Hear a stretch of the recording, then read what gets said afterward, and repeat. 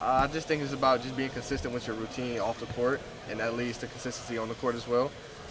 Just like I said, I had a routine at Washington State that I would wake up, journal, read my word, just try to treat everybody the way that I would want to be treated. I just think if you live life the right way, then you have no choice but to do things right in the gym, and just trying to just like I say, just stay in that routine and not get sidetracked from it. I think that's the biggest thing. When you play these former Pac-12 teams as Big Ten conference, is there going to be a little oomph, a little more emphasis to win those games? Oh, of course. Like I can't go from I think at Washington State we lost one home game, and then like we finished. I want to say like maybe we lost like 5 games in the conference. I can't go from being second in the conference to losing to these teams now. So I gotta especially we gotta assert our dominance on them, and then obviously in the Big Ten as well. Who do you want to beat the most of the old Pac-12 teams? Of the whole Pac-12, just I would say I'm gonna say Oregon, just because I have a couple friends on the team. I know TJ Bamba. He was at Washington State with me. He's at Oregon now. So we've been talking junk a little bit all summer. So I gotta get that one. But I gotta get all 4 though, truthfully. I heard you went 3-0 against Stanford last year from an unnamed person who's about 2 chairs over down there. I'm curious what you remember about those matchups. Just having that competition. Like when we played at Stanford, he played an amazing game as well. They had a great scout when they came to Washington State. They were making it really hard, not just for me, but just all of us. It was a close game. They was up for majority of the game when we was at Washington State, and then I think we kind of caught them on the backside of that Pac-12 tournament after they played a close game with Cal and having to turn back around and play us. And like I say, just pushing that pace and just making them have to guard. So I think first game, we played really well. Like I said, second game they made it hard for us, and then I think the third game we just kind of caught them on that back end. But yeah, I'm 2-0 against Balo and 3-0 against Kanan, so I'm good. You mentioned your morning routine earlier. When did that kind of start? How or what shaped that? It really started once I went to remission. I wanted to I kind of felt like it was like a fresh start for me. Just trying to do a lot of new things and just get myself into a routine of, okay, now we can do this, that, and third. It just feels good to me, and I did it. I'm very superstitious before the season, so I kept it going. And I was playing good, so I stayed in my routine, and it kind of helps me also when I'm having bad times as well to know that I have something consistent in my life going on. So you wake up and you write? Yeah, I wake up and I journal just my thoughts for the day of how I just feel how the day's gonna be. And then when I get home, I kind of assess how the day went and what I did and how we're going to be better the next day. What'd you write this morning? This morning I woke up and said, be great at media day. You're doing a good job. Other than that, just I always write to myself just a reminder, just always preach positivity and have that smile on my face, because I think that's one of the things that I go out there and try to do each and every day. One thing a lot of guys have mentioned is you're just fast, extremely fast. At what age were you just faster than everyone?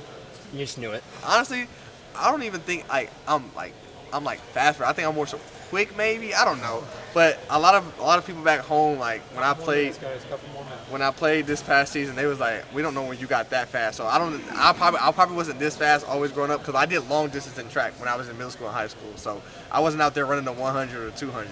But just more so just being able to I think it just get it from my dad. He was a supreme athlete growing up, and I'm just happy that those genetics are starting to kick in a little bit.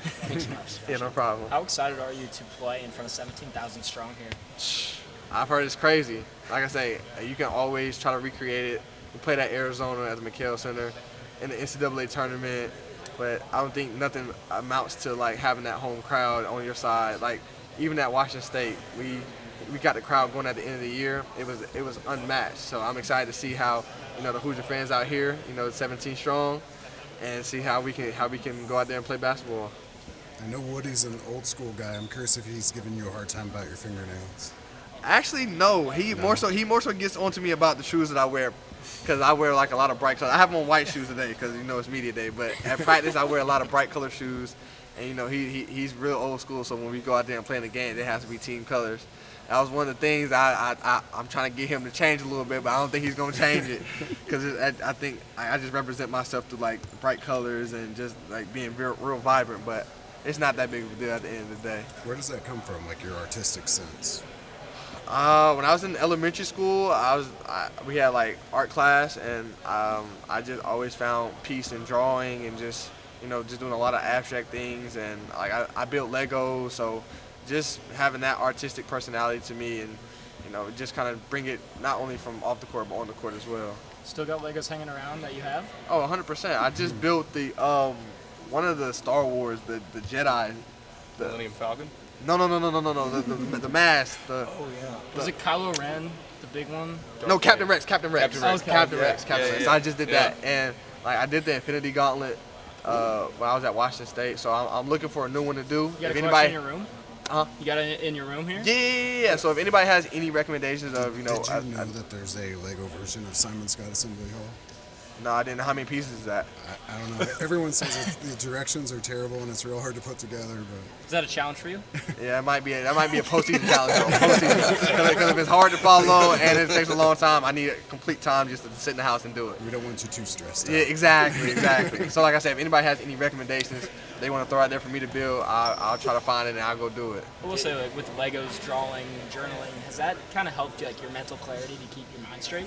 For sure, because playing basketball every day, seeing the same people every day, doing the same thing every day, it can kind of get on you, drain on you a little bit. But having that clear mind when as soon as you leave the crib, it makes everything easier. And being able to start your day off like that and then bring it onto the court and be clear-minded and focused and ready to attack the day. That's how not only myself but everybody in the program goes about it. Is it hard to come into a new program and be expected to be a leader, or does that come natural for you?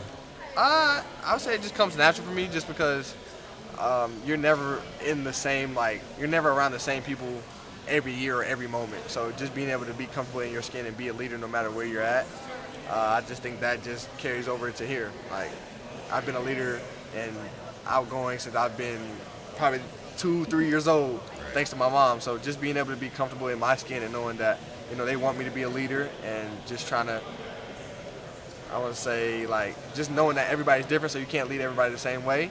And yeah, so I just think that just comes from my upbringing, and I just carry it over to here. What kind of impact has your mom had on your playing career?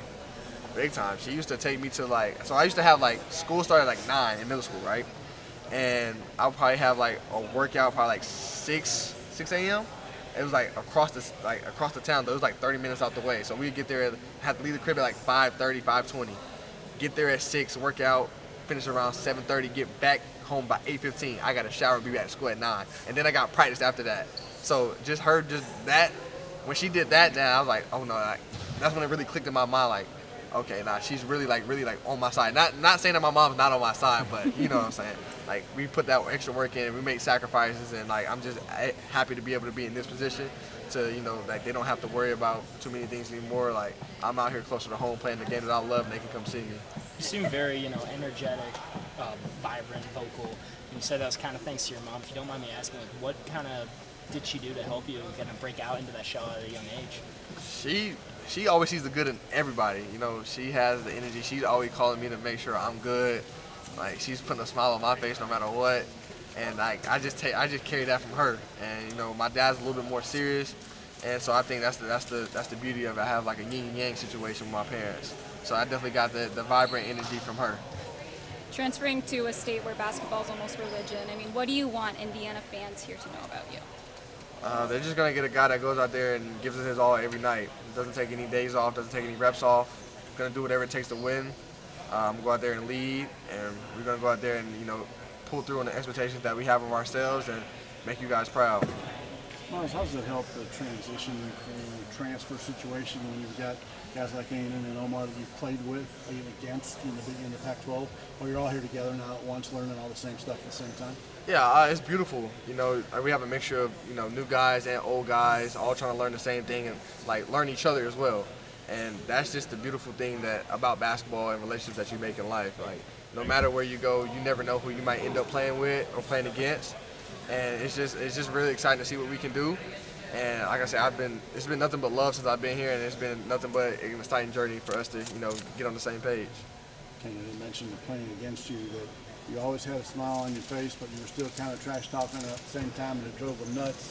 Yeah, but he also said now that you're his teammates, that he loves all that about it. Yeah, so my mom and dad always say, you just kill him with a smile, So that's the thing that I try to go out there and do. Like, if you're talking junk, I'm gonna laugh at you, but then I'm gonna also talk back to you. But I'm gonna let you know, like, yeah, it's like whatever you can do, we can do it 10 times better. And it's gonna kind of drive you nuts because you're gonna be like, why is he smiling all the time? Like, that's just who I am. And so, like I said, I test that to my mother, so I get that energy from her. All right, thanks, Myles. You want it on the left side, you want it on the right side, and you just remember those things. And then as you play more and more, you get familiar with everybody. And like when you're playing, you're not just looking at your team, you're looking at the other team as well. So you got to see how people react to certain situations, and like how they miss a shot or when they make a shot. There's a lot of things that go into it, but I feel like you just get comfortable the more and more you play, and that's really the thing. Myles, a lot of the guys have talked about how you guys are going to play really fast this year as the point guard, as a main ball handler. How do you contribute to making sure you're playing controlled but also playing with that speed? That's one thing I've been having to do my entire life, play at a controlled pace, but keep my speed as my advantage.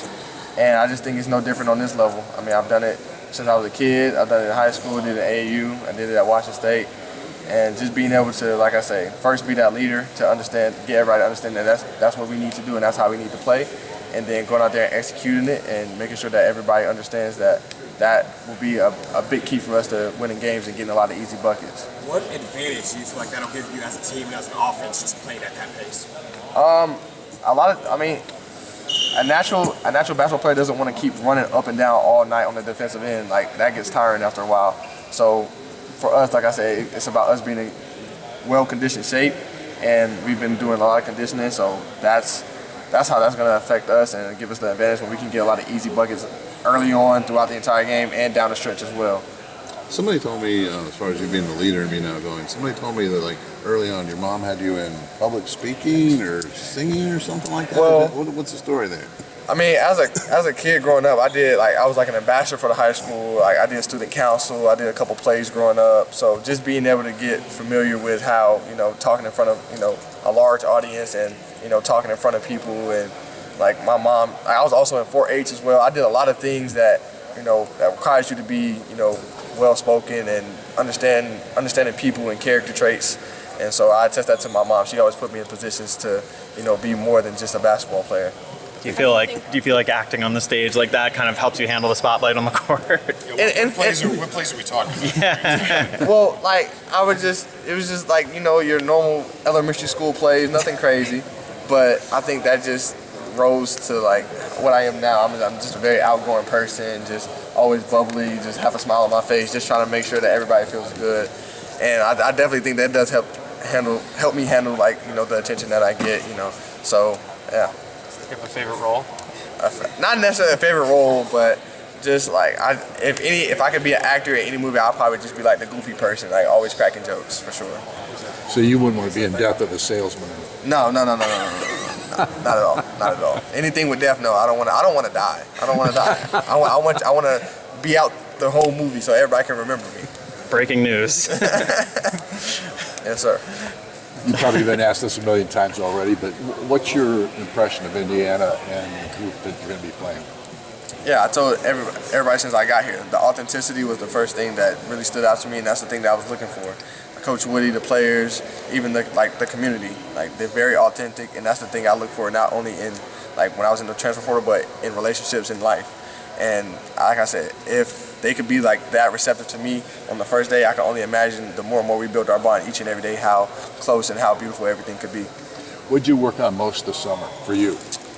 Me, just first and foremost, just shot mechanics, just making sure that last year in the season I got a little tired and my shot mechanics, brought my three-point percentage down a little bit, but just being a leader as well, just trying to grow in there and just improve my IQ for the game, just getting to know my teammates. There's a lot of things that I tried to work on this summer, but just trying to just be an overall better player and better human being as well. I asked Umar if he remembered playing against you in the Pac-12, and he said you did them wrong that game. What do you remember about playing against Umar? Well, I only did good when we played at Washington State. When we played at Arizona, they had a whole different game plan for me, and my teammates, they handled business for me. But yeah, I remember I came off a screen. He was like in a drop a little bit, and my defender got hit by the screen, and I rose up and shot the mid-range. They put us up 4, probably like 18 seconds or so. And I just always envisioned myself hitting that shot since probably 2 minutes ago in the game. I knew it was going to come down to a big shot. Like I said, I envisioned myself hitting it, and I'm just glad I was able to go out there and do it. How excited are you to play in an atmosphere like Assembly Hall? I've heard a lot, nothing compares to it. I mean, you can try to recreate it in any kind of way. We played it, I played in front of Arizona last year. That was 17,000. Playing in the NCAA tournament, but we didn't really have our home crowd there a lot. So we basically played 2 road games in the tournament. But I've heard that Hoosier fans get loud and they get active. So I'm kind of excited to see how it's going to be once the season starts. I know you're still a ways away, but just what does it mean too to be a little closer to home? Obviously, maybe more drivable than flyable. Oh, amazing. Being able to have my mom and my dad and my family this accessible to me, and I really can't ask for anything else. Because being from, in the South to going all the way to the Northwest, it's kind of hard for them to come out there and see games. But now, they're able to come to any game that they want to. Ja'Kai was talking about, growing up down there. He's known you for a long time. I mean, what do you remember about him growing up? What I remember about him, what's crazy is him and Stephon Castle that went to UConn last year. They just got drafted by the Spurs. They were we played for the same AAU team growing up. They were just on the younger team, but I always knew that they were going to be really good. I could just tell when you're around. I mean, I'm not going to boost my own horn, but when you're just around a lot of good people and just about the right things, it's kind of hard for you not to be good in life. And I remember him and Stephon, they had a big shoe size growing up, and he was always athletic. So to see him jumping out the gym now is no surprise to me. Yeah, he was talking about playing against Cannon back then too. I mean, did you also go up against him? Yeah, I've been playing against Cannon since I was probably 3rd, 4th grade at AAU. And like I said, me and Ja'Kai went to the same middle school, same high school for a little bit. I grew up down the street from him, so just always having those ties here is beautiful. Feels like there's a little flavor of home then. Yeah, just a little bit, right? You've even talked about those 2 years you had to take off in college, but you played against, you talk about Stephon and Ja'Kai, you play for a really good high school program in the Atlanta area, you play against some really good guys, with some really good guys. Just how much do you feel like almost the environment you grew up playing in your prep career just helps you prepare for college no matter what? I'll always say it, the little bit of era that we had down in the South in Atlanta, for basketball, high school hoops and everything for the previous 7 years or so, from 2017 to now, it prepares everybody. You can check the stats and numbers and all that. Anybody who's came out of Atlanta in the most recent years, high school and the AAU scene really preps you for the big stage. And it's basketball at the end of the day as well. You just have to understand different concepts and different when people's guarding you, it's just basketball. But that, I think it definitely helped me out. I'm saying, playing alongside Jabari Smith, learning how to cater to another great player and just being able to put that into a college perspective. So yeah. That's right in my headline. Try growing up in Atlanta when Dwight Howard was playing. I was gonna say, you speak in your language. I went to Riverwood a long time ago. All right.